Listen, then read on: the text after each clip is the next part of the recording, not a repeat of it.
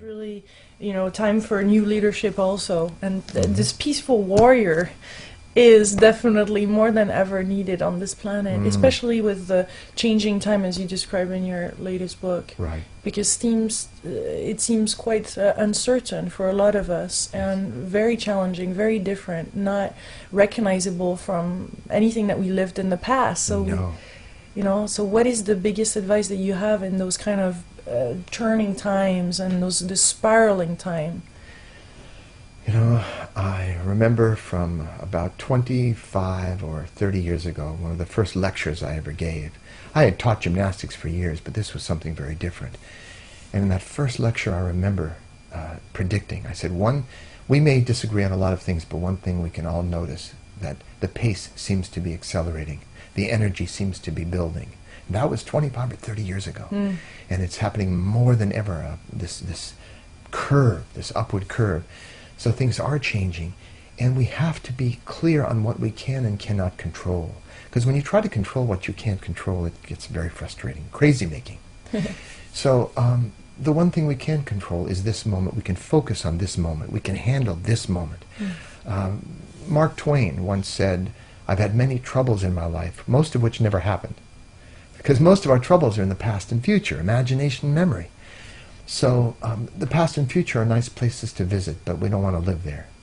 So by focusing on what we're doing in this moment, the moment of reality, is a big help.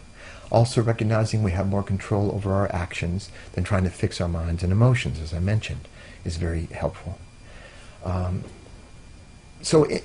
One bit of advice, a reminder I offer in the 4 purposes of life, is that life comes at us in waves. We cannot control the waves. They're going to come as they will, but we can learn to surf. And that's the best thing, is to apply the law of surrender, the law of acceptance. How can I make use of this moment? It's not about passively tolerating injustice or bad things, or becoming a doormat. It's about being like a good martial artist. When a force comes at them, they don't resist it, they use it to make it over their way. So by learning to surf the waves, we learn to use them and go for the ride. And that's really the best way to maintain our stability. Because many of us are rocking back on our heels every blow, every new circumstance. How did that happen? Whether it's international news or in our own family.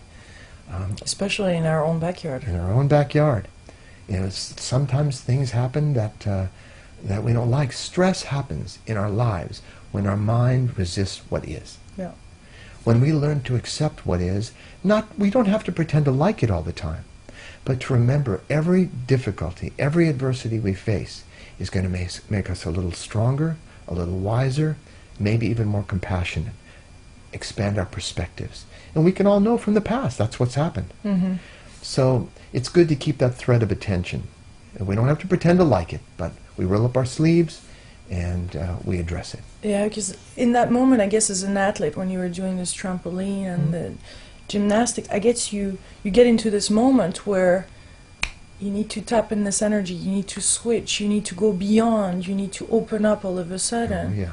And it happens in seconds, doesn't it? And we need to learn from people like you. Yeah. Yeah.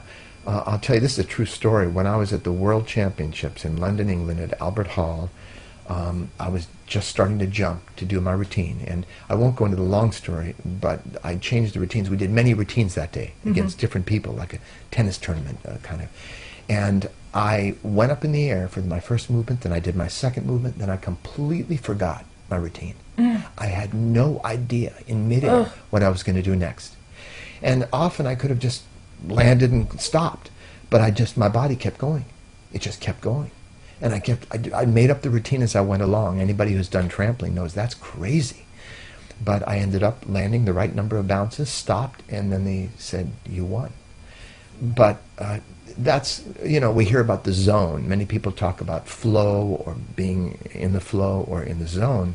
And I get letters from athletes, emails saying, how can I be in the zone all the time? And I go, good luck. I'm not in the zone all the time. I don't know anybody who is. But life is a series of moments, and we can increase those moments when we're in the zone by absorption in whatever we're doing. And I actually go into this in the 4 purposes of life. In the epilogue, I talk about the difference between doing and practicing.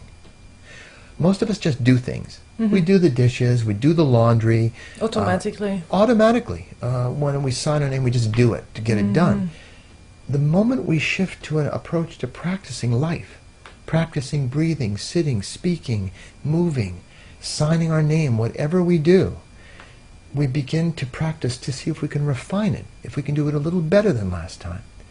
And it pulls us into the moment. We become absorbed. For one of my earlier books, my publisher sent me in a box, before they put the book together, 4,000 first pages of the book. So I had 4,000 first pages. They said, would you please sign these? So I spent about 2 days, like a meditation, signing my name to one first page, taking a breath, taking the second page, signing that, 4,000. And again, it's like a meditation. But because I was trying to make my signature a little smoother each time, it seemed to work out. So you deepen that as a practice. You make everything a practice then. Rather than just get it over with. Yeah. And I don't do it perfectly. People have asked me, Dan, have you mastered all that you teach? And the answer is no. No, we're all in the same boat. But I'm practicing sincerely. Yeah. We're all in this together, that's Yeah, for sure. yes, yes.